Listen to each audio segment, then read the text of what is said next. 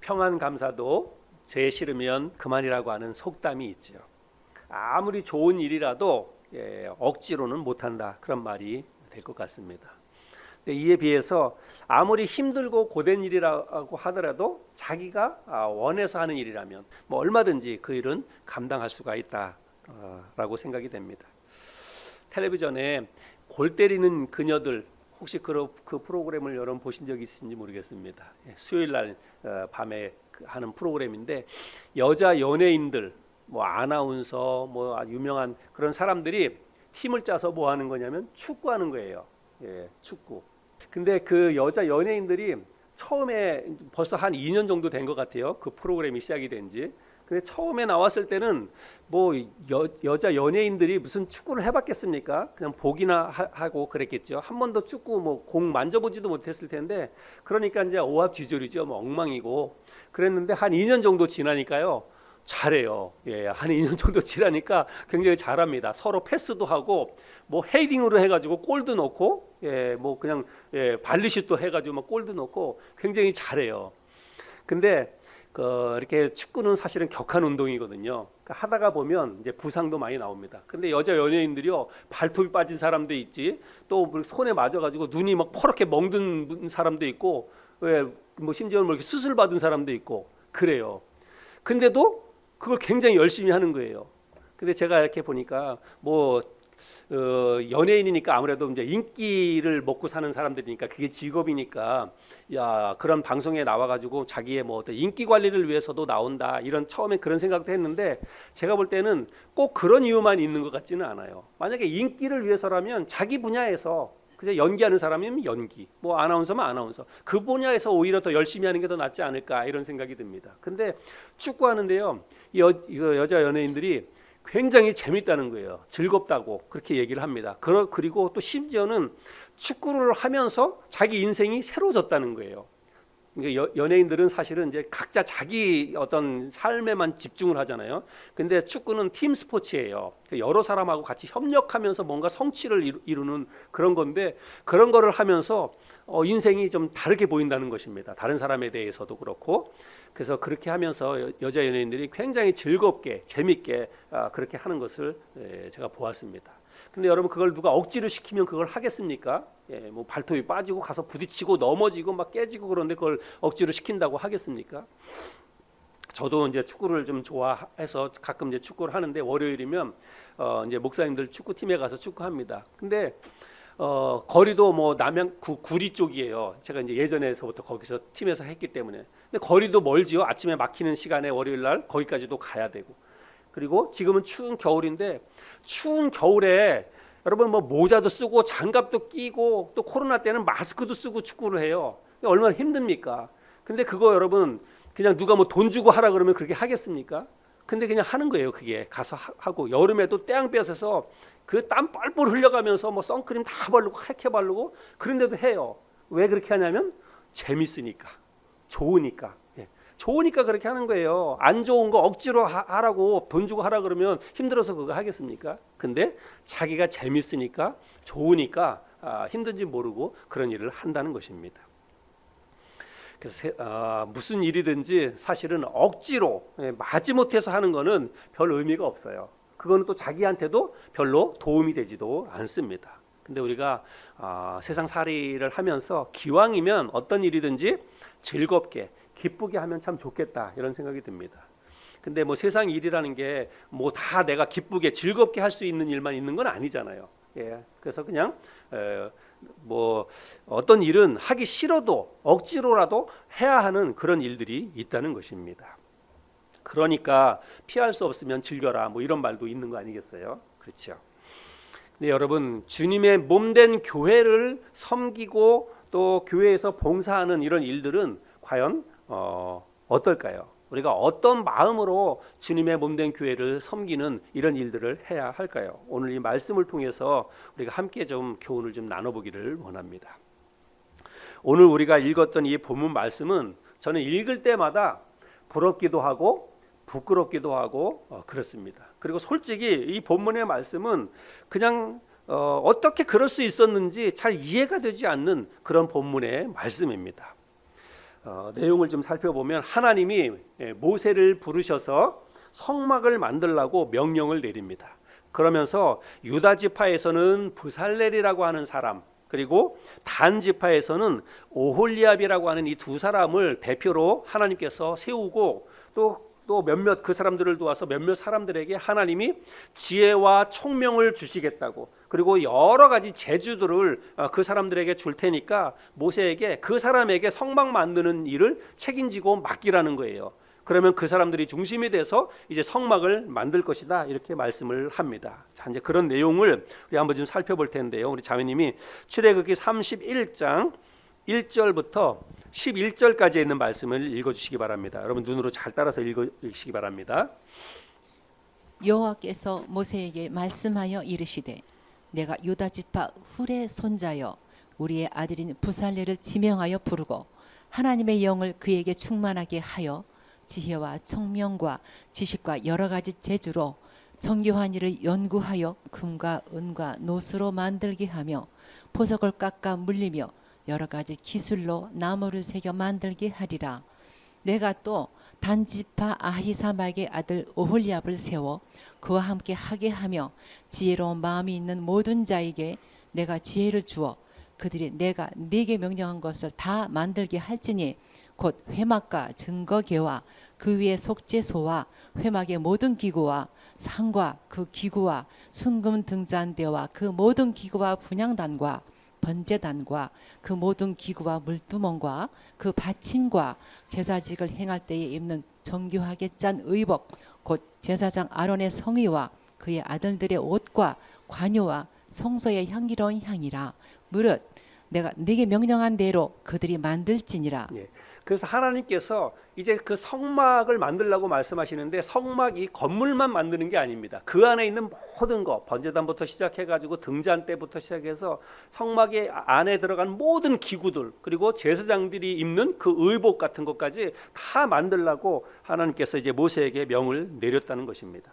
그래서 모세는 이제 이 하나님이 말씀하신 이 사람들에게 성막을 주로 이제 부살렐하고 오홀리압이라고 하는 이 사람에게 성막 만드는 일을 책임지고 맡기게 됩니다. 근데 문제가 있어요. 문제는 뭐냐면 하나님의 명이 떨어져서 그걸 만들어야 되는데 문제는 뭐냐면 재료가 있어야죠. 뭘 가지고 성막을 만들 것인가? 재료가 있어야지. 하나님이 만들라고는 하셨는데 재료를 하나님이 뚝 떨어뜨려 보내준 거는 아닙니다. 그래서 이제 이 문제가 재료인데 아무리 유능한 목수가 있고 재주꾼들이 있다 할지라도 뭘 만들 수 있는 재료가 있어야 뭘 가지고 만드는 거 아니겠습니까? 그런데 지금 이스라엘 백성들이 지금 있는 곳은 어디냐면 광야예요. 사막입니다. 시내 광야입니다.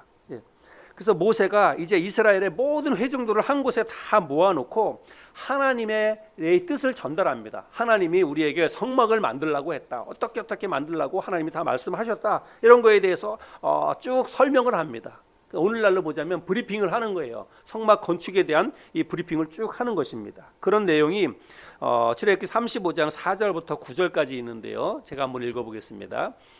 모세가 이스라엘 자손의 온 회중에게 말하여 이르되 여호와께서 명령하신 일이 이러하니라. 이르시기를 너희의 소유 중에서 너희는 여호와께 드릴 것을 택하되 마음에 원하는 자는 누구든지 그것을 가져다가 여호와께 드릴지니 곧 금과 은과 놋과 청색 자색 홍색 실과 가는 배실과 염소 털과 붉은 물들인 숫양의 가죽과 해달의 가죽과 조각목과 등이와 및 관유에 드는 향품과 분향할 향을 만드는 향품과 호마노며 에봇과 흉패에 물릴 보석이니라. 이런 것을 가지고 이제 성막을 만들라, 이렇게 이야기를 하는 것입니다. 그리고 그 뒤에 이어지는 말씀을 읽어보면 성막 만드는데 필요한 물품들이 무엇인지 자세하게 쭉 모세가 백성들을 모아놓고 이제 이야기를 합니다.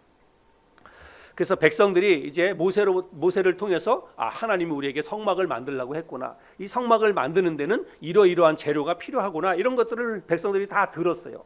그리고 나서 그 이야기를 다 듣고 백성들은 각각 집으로 돌아가게 됩니다. 35장 20절을 보면 이스라엘 자손의 온 회중이 모세 앞에서 물러갔더니 이제 하나님께서 우리에게 뭘 하라고 하는지를 듣고 거기에 필요한 재료가 무엇인지를 다 듣고 그리고 집으로 백성들이 돌아갔다는 것입니다. 그런데 그 후에 아주 놀라운 일들이 벌어집니다. 집으로 돌아간 백성들이 한숨을 내쉬면서 야, 이제 큰일 났다. 도대체 우리 보러 뭘 어떻게 하라고 하는 것이냐. 이 광야에서 금과 은과 보석이 이 광야에서 어디서 우리가 그런 거를 구할 수 있느냐. 뭐 청색, 자색, 홍색실 이런 게 어디서 나겠느냐. 뭐 이렇게 하면서 넋두리를 늘어놓을 법한데 백성들이 그렇게 하지 않고 오히려 반대의 일이 벌어졌다는 사실이죠. 35장 21절부터 29절까지인데요. 우리 자매님께서 또 이 말씀을 한번 읽어주시기 바랍니다. 마음이 감동된 모든 자와 자원하는 모든 자가 와서 회막을 짓기 위하여 그 속에서 쓸 모든 것을 위하여 거룩한 옷을 위하여 예물을 가져다가 여호와께 드렸으니 곧 마음이 원하는 남녀가 와서 팔찌와 귀고리와 가락지와 목걸이와 여러 가지 금품을 가져다가 사람마다 여호와께 금 예물을 드렸으며 무릇 청색, 자색, 홍색 실과 가는 배실과 염소 털과 붉은 물들인 숫 양의 가족과 해달의 가죽이 있는 자도 가져왔으며 은과 노스로 예물을 삼는 모든 자가 가져다가 여호와께 드렸으며 섬기는 일에 소용되는 조각목이 있는 모든 자는 가져왔으며 마음이 슬기로운 모든 여인은 손수 실을 빼고 그 뺀 청색, 자색, 홍색 실과 가는 배실을 가져왔으며 마음의 감동을 받아 슬기로운 모든 여인은 금소털로 실을 뽑았으며 모든 족장은 호마노와 및 애복과 흉패에 물릴 보석을 가져왔으며 등불과 관유와 분향할 향에 소용되는 기름과 향품을 가져왔으니 마음에 자원하는 남녀는 누구나 여호와께서 모세의 손을 빌어 명령하신 모든 것을 만들기 위하여 물품을 드렸으니 이것이 이스라엘 자손이 여호와께 자원하여 드린 예물이니라. 네. 자, 백성들이 이제 그 모세를 통해서 들었던 성막을 만드는 데 필요한 모든 재료에 대한 이야기를 듣고 집으로 돌아갔다가 각자 자기 집에 있는 것들을 가지고 다 모세 앞으로 가지고 와서 이제 그 재물을 드리는 것을 우리가 재료를 드리는 것을 볼 수가 있습니다. 백성들이 이런 것들이 광야에서 도대체 어디서 났을까? 뭐 그게 궁금할 수도 있지만 우리가 그동안 출애굽기 말씀을 나눠봤잖아요. 출애굽기 강해 설교를 할 때 이런 말씀들을 우리가 이미 살펴보았는데 하나님이 이스라엘 백성들을 애굽에서 건져내실 때에 마지막에 그들에게 그 재앙을 쏟아붓는데 마지막 10번째 재앙이 무엇이었습니까? 장자의 죽음이었죠. 물론 그 9번의 그 재앙에서도 뭐 큰 어떤 타격을 입기는 했습니다. 그런데 마지막 10번째 재앙인 장자의 재앙이 쏟아졌을 때 그야말로 바로와 애굽의 모든 사람들이 다 항복을 했어요. 그래서 다 손을 들고 이제 제발 이제 너희들이 지금 이곳을 떠나가라고 애굽을 떠나도 좋다 이렇게 이야기하면서 너희들이 원하는 게 있으면 이야기하라는 거예요. 그럼 우리가 너희들이 원하는 걸 다 들어주고 다 줄 테니까 원하는 것을 달라. 그래서 그때 이스라엘 백성들이 애굽을 떠나 나올 때 금도 받아 나오고 은도 받아 나오고 보석도 받아 나오고 그리고 또 심지어는 많은 짐승들도 다 가지고 왔다는 것입니다. 광야에서 하나님 앞에 번제로 드리고 뭐 화목제를 드리고 그럴 때 짐승들이 여러분 광야 한복판에서 어디서 나겠어요? 그런데 애굽을 떠나올 때 그걸 다 가지고 나온 거예요. 그래서 여호와 일이라는 말이 있는데 하나님께서 이때를 위해서 필요했기 때문에 아마 애굽에서 이렇게 다 이런 재앙을 통해서 이런 모든 물품들을 가지고 나올 수 있도록 그렇게 하지 않았나 이렇게 생각이 듭니다. 그래서 결국은 애굽을 떠나올 때 가지고 나왔던 것들을 각자 가지고 있었다가 그런 거를 가지고 이제 성막을 만들려고 하니까 하나님 앞에 그런 것들을 다 가지고 나왔다는 그런 말씀이지요. 근데 우리가 오늘 이 본문 말씀에서 우리가 놓치지 말고 유념해서 봐야 될 말씀이 있습니다. 그거는 뭐냐면 마음이 감동된, 자원하는, 마음에 원하는 뭐 이런 단어들입니다. 자, 21절 말씀에 보면 마음이 감동된 모든 자와 자원하는 모든 자가 이렇게 말씀하고 있고요. 또 22절에도 마음에 원하는 남녀가, 그 다음에 26절에도 보면 마음에 감동을 받아, 29절에 마음에 자원하는 남녀는 이렇게 기록하고 있습니다. 그래서 마음에 감동이 되었다, 마음으로 자원해서 이런 것들을 했다라고 말하고 있습니다. 여러분 이스라엘 백성들은요 마지 못해서 억지로 하나님이 시켰으니까 모세를 통해서 가지고 오라고 했으니까 갖다 바친 게 아니라 자기의 마음이 감동이 돼서 자원해서 물건들을 가지고 나왔다라고 말씀을 하고 있습니다. 여러분 이게 쉬운 일일까요? 마음의 자원에서 자기가 가지고 있었던 금부치, 은부치 뭐 이런 거를 가지고 나오는 게 여러분 이게 정말 쉬운 일일까요? 광야에서 그들이 지금 광야에 있으니까 뭐 광야에서 있다가 보니까 뭐 광야에서 금이나 은이나 보석이 뭐가 필요 있을까? 뭐 백성들이 그런 생각 때문에 뭐 자기가 가지고 있었던 이런 보석을 쉽게 바쳤다고 생각하면 그거는 오산이죠. 또 이스라엘 백성들은 지금 어디를 향해서 가냐면 가나안 땅을 향해서 가는 거예요. 하나님께서 그들을 가나안으로 인도해 주시겠다라고 약속을 했기 때문에 그 약속을 믿고 지금 가는 거예요. 그러니까 뭐 이스라엘 백성들의 입장에서는 하나님이 우리를 가나안 땅으로 인도해 주시겠다고 했으니까 우리는 미래가 보장되었다. 그렇기 때문에 가나안 땅에 가서는 뭐 내가 가지고 있는 거 필요 없다. 하나님이 다 주실 것이다. 뭐 이런 생각과 이런 믿음 때문에 그들이 갖다 바쳤을까요? 저는 그렇지 않다고 생각이 됩니다. 여러분 물질에 있어서는 뭐 돈으로 생각해서 돈이나 물질에 있어서는요 이건 만국 공통이라고 생각을 합니다. 동서고금을 떠나서 만국 공통이에요. 뭐예요? 다다익선입니다.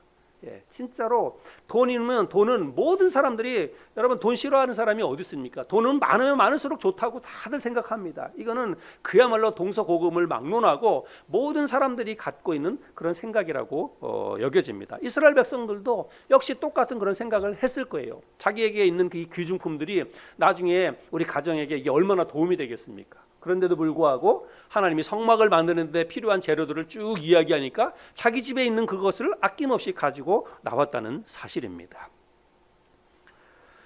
이스라엘 백성들이 얼마나 많이 가지고 나왔던지 이 물건을 받아서 이제 성막 만드는 일을 하기 위해서 물건을 받는 그런 사람들이 정신을 차릴 수가 없을 정도로 가지고 나왔습니다. 계속해서 아침마다 이 백성들이 계속해서 물건들을 가지고 오는 거예요. 근데 어디 갖다가 막 쌓아두는데 쌓아놓을 곳이 없을 정도로 물건들을 많이 가지고 나왔다는 것입니다. 여러분 이걸 뭐 누가 시켜서 하는 일이겠습니까? 자원해서 하니까 이런 일들이 벌어지는 거예요. 그래서 결국은 모세가 백성들에게 명을 내리는데 이제 그만 가지고 나오라는 거예요. 이 성막을 만드는데 충분히 재료가 이제 넘치니까 차고도 넘치니까 이제 제발 그만 가지고 와라 이렇게 명령을 내립니다. 출애굽기 36장 2절부터 7절 오늘 우리가 본문 말씀으로 읽었던 말씀인데요. 자 이제 그런 그 설명을 들었으니까 제가 다시 한번 읽어보겠습니다. 모세가 부살렐과 오홀리압과 및 마음이 지혜로운 사람 곧 그 마음에 여호와께로부터 지혜를 얻고 와서 그 일을 하려고 마음에 원하는 모든 자를 부르매 그들이 이스라엘 자손의 성소의 모든 것을 만들기 위하여 가져온 예물을 모세에게서 받으니라. 그러나 백성이 아침마다 자원하는 예물을 연하여 가져왔으므로 성소의 모든 일을 하는 지혜로운 자들이 각기 하는 일을 중지하고 와서 모세에게 말하여 이르되 백성이 너무 많이 가져오므로 여호와께서 명령하신 일에 쓰기에 남음이 있나이다. 모세가 명령을 내리매 그들이 진중에 공포하여 이르되 남녀를 막론하고 성소에 드릴 예물을 다시 만들지 말라 하매 백성이 가져오기를 그치니 있는 재료가 모든 일을 하기에 넉넉하여 남음이 있었더라. 여러분 정말 놀라운 일이 아닐 수 없죠.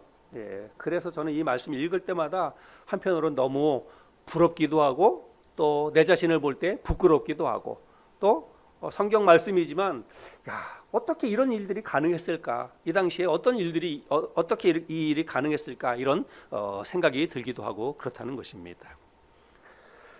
이스라엘 백성들이 성막 만들었는데 이 성막 만드는 일은 오늘날로 비유하면 어떤 게 될까요? 예배당 건축하는 게 되겠죠. 예배당 건축하는 일에 비할 수 있으리라고 생각이 됩니다.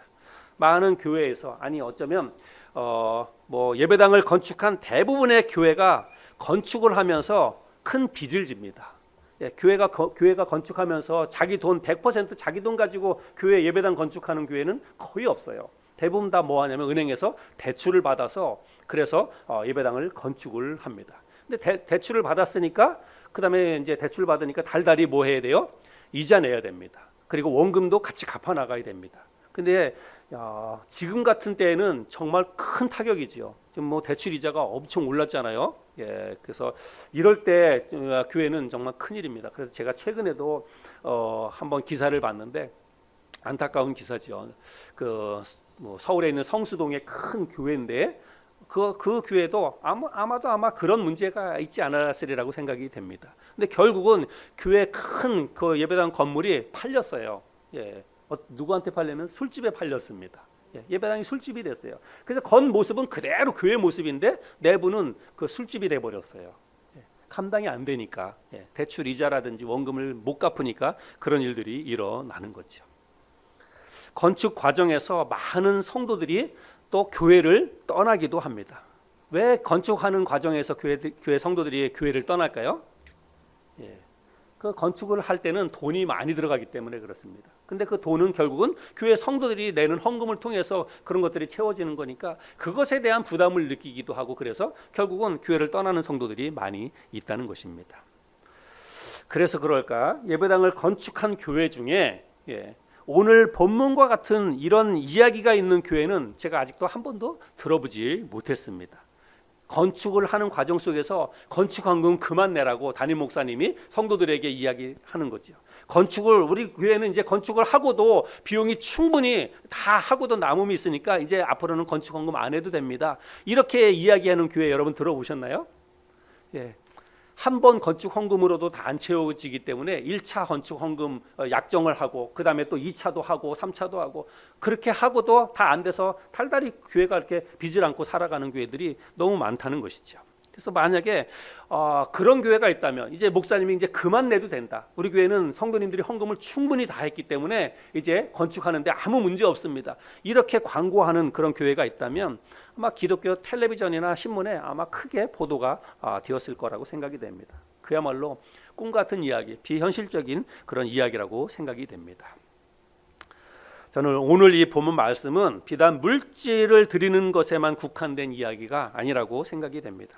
여러분 많은 물질을 드린다 하더라도 그것을 만드는 사람이 있어야 되잖아요. 그렇죠? 결국은 성막을 만드는 것은 사람이 만드는 것이니까 일을 하려고 나서는 사람이 있어야 이 성막 만드는 일이 이루어지는 것이죠. 그런데 오늘 이 본문 말씀을 우리가 다 자세히 읽진 않았지만 물질을 이스라엘 백성들이 자원해서 물질을 기쁜 마음으로 드렸는데 물질을 드린 것뿐만이 아니라 일을 하겠다고 자원해서 나서는 사람들도 많이 있었습니다. 말씀을 한번 좀 볼 텐데요. 우리 세번역 성경으로 제가 좀 보겠습니다. 21절을 보면 마음이 감동되어 스스로 그렇게 하기를 원하는 사람은 모두 나서서 그러니까 마음이 감동이 돼서 성막 만드는 일에 나도 해야 되겠다. 나도 가서 일손을 보태야 되겠다. 나의 이 재주를 가지고 내가 섬겨야 되겠다. 이렇게 나서는 사람이 많이 있었다는 것이에요. 그 다음에 25절 26절입니다.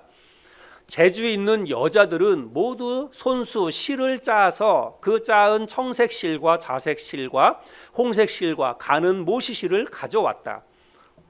타고난 재주가 있는 여자들은 모두 염소털로 실을 짜았다. 그러니까 재주가 있는 그런 사람들은 직접 그 염소털을 가지고 실을 짜가지고 그걸 가지고 성막 만드는데 필요한 그런 재료를 쓰라고 가지고 나왔다는 거예요. 그러니까 그냥 물질만 내고 뭐 갖다가 그 재료만 갖다가 이렇게 덩그러니 낸 게 아니라 손수 일을 하면서 손수 그 일을 하겠다고 나서는 사람들이 많이 있었다는 것입니다. 그러니까 성막 만드는 일이 이루어질 수가 있는 것이죠.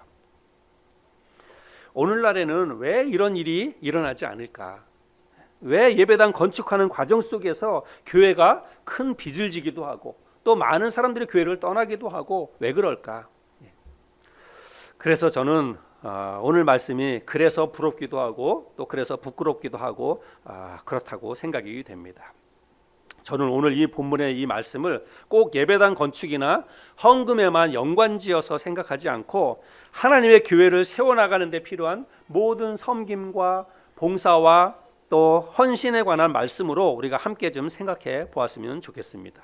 물론 교회를 세워나가는 데 있어서 가장 필요한 것 가운데 하나는 사실은 물질이지요. 뭐 건축을 하지 않더라도 교회를 운영하고 또 교회의 사명인 복음 전도와 선교를 감당하기 위해서는 물질이 많이 필요합니다.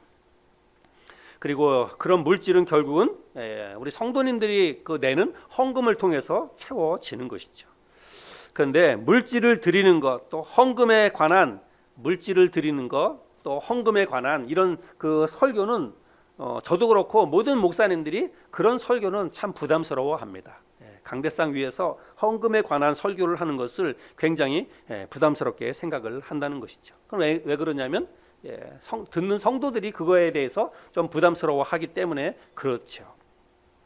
근데 여러분, 물질이 있는 곳에 마음이 있다, 이런 말씀이 있는데, 물질은요 사실은 그 물질 그 이상의 의미가 있다, 저는 생각이 듭니다.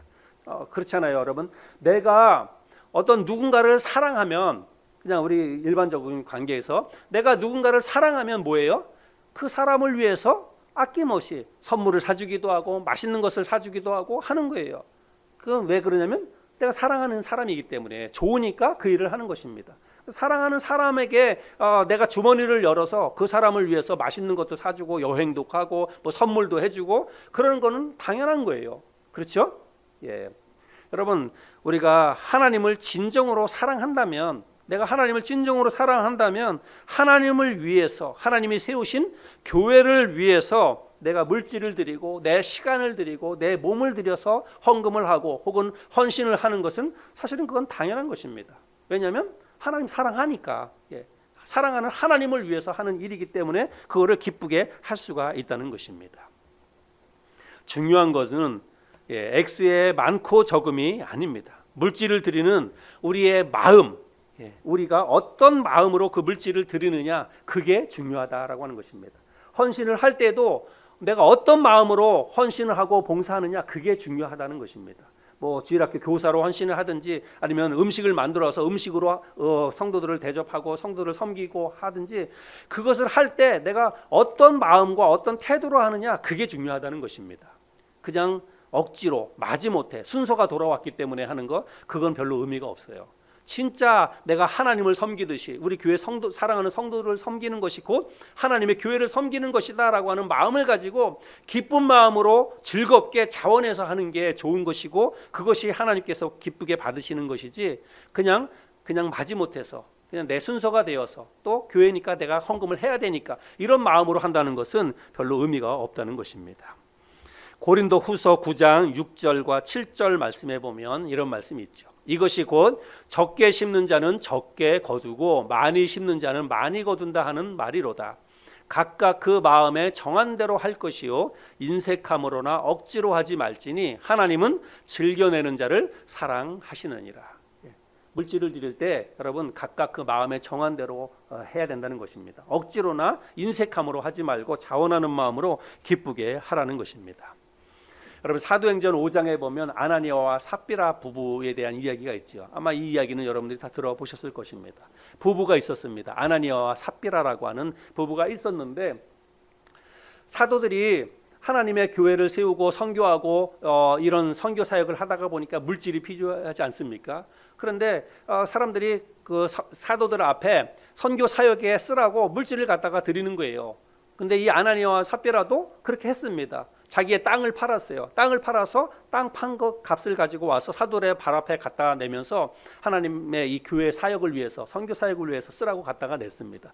그 당시에는 이제 성령이 임하는 그런 시대였기 때문에 성령이 임해서 감동을 받은 사람들이 자원해서 그런 일들을 많이 했습니다. 이 시대에도.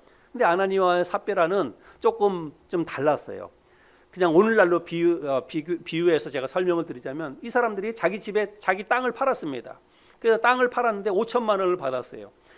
땅값으로 5천만 원을 받았는데, 그 5천만 원을 가지고 다 낸 게 아니라 3천만 원만 갖다가 사도들 앞에 갖다가 냈습니다. 그런데 3천만 원을 갖다 내면서 뭐라고 얘기하냐면, 내가 우리 집에 있는 땅을 팔았는데 3천만 원 받았습니다. 그래서 이 3천만 원 받은 거를 내가 다 가지고 왔습니다 해서 갖다가 바친 거예요.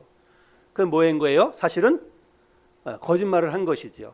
땅은 5천만 원을 받고 팔았는데 2천만 원은 이제 자기들의 필요가 있으니까 남겨두고 3천만 원만 갖다 낸 거예요. 여러분, 근데 자기가 자기 땅을 팔아가지고 5천만 원을 받았으면 그 가운데서 1,000만 원을 내든지 2천만 원을 내든지 뭐 3천만 원을 내든지 그건 자기 마음이에요. 자기가 원하는 대로 하면 되는 거예요.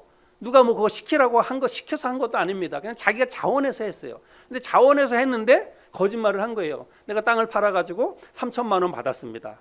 그렇게 하면서 이걸 내가 땅 판 값을 다 가지고 왔으니까 사도들 앞에서 쓰십시오, 이렇게 이야기를 한 것입니다. 근데 베드로가 이제 그 사실들을 다 알고 나서 이 사람들을 꾸짖지요. 왜 그렇게 했느냐고, 왜 성령을 속였느냐고. 이 땅을 그대로 팔지 않아도 그건 당신들의 것이고, 땅을 뭐 3천만 원에 팔았던 5천만 원에 팔았던 그거는 당신들의 다 몫이기 때문에 원하는 대로 뭐 내고 싶은 만큼 내고 안 내면 안 내도 되고 그러는 건데, 왜 굳이 그거를 3천만 원에 팔았다고 이야기하고 그거를 가지고 와서 내느냐. 그거는 성령을 속인 것이다, 이렇게 이야기를 합니다. 그래서 그것 때문에 사실은 어떻게 되냐면 아나니아와 삽비라 부부가 한 날 다 같이 목숨을 잃고 맙니다. 남편이 먼저 목숨을 잃고 밭에 나갔다 돌아온 아내가 그 사실을 모르고 이야기해요. 근데 베드로가 또 갖다 묻지요. 당신이 진짜 땅 판 값이 3천만 원이 맞냐? 그랬더니 맞다는 거예요. 거짓말을 한 것입니다. 그래서 결국은 그 아내도 목숨을 잃지요. 여러분, 얼마를 헌금하느냐보다 어떤 마음으로, 어떤 태도로 하느냐가 중요하다는 것입니다.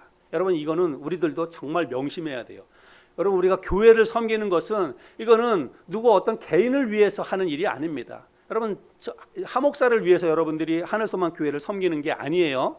저도 우리 하늘소망 교회를 섬기는 한 사람일 뿐입니다. 저도 섬기고 사모도 섬기고 여기 있는 여러분들도 하늘소망 교회, 하나님이 세워주신 이 교회를 섬기는 각자예요. 그래서 각자의 역할과 각자의 그 일들을 다 기쁜 마음으로 하면 되는 것입니다. 그런데 하나님의 교회를 세우는 일인데 억지로 마지못해서 그냥 누가 시키니까 한다는 것은, 여러분, 이거는 하나님이 원치 않는다는 것입니다. 그래서 우리가 하나님의 교회를 세우는데 우리의 마음이 어떠해야 되는가라고 하는 것들을 우리가 절대로 좀 잊지 않았으면 좋겠습니다. 우리 교회는 작은 교회이지요. 작은 교회이기 때문에 사실은 헌금에 대한 부담도 크고 헌신에 대한 부담도 크다라고 생각이 됩니다. 사실은 그러니까 사람들이 작은 교회는 잘 안 오는 거예요. 큰 교회를 가면 내가 그 교회에서 헌금을 하는지 안 하는지 잘 모릅니다. 헌신을 굳이 내가 안 해도 헌신할 사람들이 뭐 차고도 넘쳐요. 그러니까 큰 교회 가면 헌신에 대한 부담도 없고 헌금에 대한 부담도 없습니다. 그거 하지 않아도 누가 뭐 눈치 주거나 부담 주거나 그러지도 않아요. 그러니까 사람들이 큰 교회를 더 선호하고 그렇다는 것입니다. 근데 저는 우리 교회는 비록 인원이 별로 많이 없지만 모든 성도들이 진짜로 힘에 지나도록 하나님의 교회를 섬기고 세우기 위해서 다 같이 열심히 헌신하고 있고 또 드리고 있고 지금 그렇게 하고 있습니다. 그래서 사실은 지난 한 해 작년 한 해만 하더라도 코로나 때문에 힘들었고 코로나가 거의 3년 동안 이어졌으니까 굉장히 코로나 때문에 교회들마다 굉장히 많이 타격을 입었습니다. 또 실제로 성도들도 많이 교회를 떠나기도 하고, 그리고 재정적으로 교회들이 굉장히 많이 힘들어졌습니다. 특별히 건축을 한 교회들이 코로나 때 굉장히 타격을 많이 입었어요. 그리고 실제로 문 닫은 교회들도 굉장히 많이 있다고 이야기들을 합니다. 근데 여러분, 우리 교회는 제가 지난번에도 말씀드렸다시피 그 전해보다 작년도가 재정적으로 마이너스가 아니라 플러스가 됐어요. 재정적으로 훨씬 더 좋아졌습니다. 우리 교회는 여러분 작은 교회지만 빚 없어요. 여러분 빚에 대한 부담 전혀 없어도 됩니다. 빚 없어요. 빚 없는 교회가 그렇게 많지 않아요. 우리는 뭐 교회 건축하거나 그런 일을 안 해서 그렇지 사실은 그래도 우리 교회도 달달이 월세도 나가고 다 하잖아요. 그런데 여러분 재정이 그 전해보다 더 많이 플러스가 됐어요. 제가 진짜로 연말에 하나님 앞에 너무 감사했습니다. 하나님 앞에 감사하면서 기도했습니다. 근데 여러분 이런 게 다 뭐예요? 여러분들이 헌신해서 여러분들이 하나님 앞에 드리는 물질을 통해서 교회가 이렇게 재정적으로 큰 어려움 없이, 그러니까 선교도 감당하고 또 이렇게 교회 운영도 하고 그렇게 할 수가 있는 것이죠. 꼭 헌금뿐만이 아니라 우리 교회가 성도님들이 음식을 또 이제 밥을 먹으니까 음식 준비해 오는 것도 그렇고 또 교회에서 뭐 예배에 관계돼 가지고 반주하거나 또 뒤에서 우리 아이 가르치거나 모든 분들이 각자 그냥 자기 역할들을 하는 거예요. 우리 자매님 또 성경 봉독도 또 잘 준비해서 해주시고 이런 모든 것들이 하나하나가 잘 어울려서 지금 우리 교회가 이렇게 지금 잘 운영이 되고 있는 것이죠. 제가 오늘 이 말씀을 준비하면서 오늘 여러분에게 꼭 드리고 싶은 이야기가 한 가지가 있습니다. 물론 지금까지도 여러분들이 그런 마음으로 잘 감당해 주셨지만 기쁘게 즐겁게 그렇게 좀 해줬으면 좋겠어요. 제 마음이 진짜 소원이 그거입니다. 작은 교회이기 때문에 그냥 모든 분들이 다 이런 부담을 느낄 수밖에 없습니다. 작은 교회이기 때문에 교회 재정에 대해서 헌금에 대한 부담도 다 있을 거예요. 헌금에 대한 부담도 있고 또 내가 뭘 좀 해야 되는데 내가 뭐 음식을 좀 만들어 와야 되는데 뭘 해야 되는데 이런 헌금에 여러 가지 부담들이 아마 모든 분들이 다 이런 부담이 있으리라고 생각이 됩니다. 그래서 아마 지금도 어쩌면 그런 부담 때문에 아마 부담감으로 이런 것들을 하는 분들도 있었으리라고 생각이 됩니다. 그런데 여러분은 부담감 갖지 마시고 기왕이면 진짜로 기쁘게 즐겁게 감사하는 마음으로 그렇게 해 주셨으면 좋겠습니다. 저도 그래요. 저도 그런 마음을 가지고 합니다. 제 아내에게도 그런 마음을 가지라고 제가 또 이야기도 합니다. 왜냐하면 이게 하나님의 일이기 때문에 그래요. 이스라엘 백성들이 성막 만드는 일에 자원해서 물질을 들이고 시간을 들이고 자기가 손수 염소처를 짜고 여러분 그게 왜 그랬어요? 그게 성막을 만드는 하나님의 일이었기 때문에 그 일을 그렇게 자원해서 했다는 것입니다. 여러분 교회에서 헌신하고 봉사하고 교회에 헌금을 내는 것은 여러분 이거는 하나님의 교회를 세우기 위해서 하는 일입니다. 그래서 저도 사실은 아르바이트 하는데 목사가 아르바이트 하는 것도 사실은 쉬운 거는 아닙니다. 근데 저는 아르바이트 하는데 물론 전도하는 목적으로도 하지만 아르바이트 하면서 그래도 적어도 아르바이트 해가지고 제가 한 달에 한 20만 원씩 또 성경원금을 낼 수 있는 거예요. 그래서 그렇게 내면서 그게 기쁜 거예요. 그래서 뭐 얼마든지 그런 목적이라고 한다면 저는 괜찮다라고 생각을 합니다.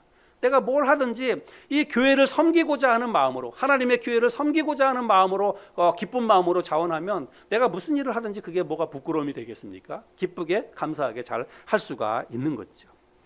그래서 저와 여러분들이 우리가 올 한 해 섬김의 기쁨을 회복하자 또 그렇게 얘기했는데 헌금을 드리는 것이나 교회에서 헌신하고 봉사하는 이런 모든 것들을 우리가 마지못해서 억지로 또 뭐 그냥 의무감으로 하는 것이 아니라 기쁜 마음으로 감사하는 마음으로 하나님의 교회를 섬기는 그 의미를 가지고 우리가 그렇게 했으면 좋겠습니다. 우리가 예배 마칠 때 꼭 폐회할 때 하늘소망 사명 선언문을 우리가 같이 낭독을 하죠. 같이 외우죠. 하늘소망 사명 선언문에 우리는 하나님의 교회를 함께 세워나가는 하나님의 동역자들이다. 제가 그냥 쉽게 만든 문구가 아닙니다. 여러분 우리가 교회에서 교회에 헌신하고 봉사하고 물질을 드리는 것은 하나님과 동업을 하는 거예요. 하나님과 동업을.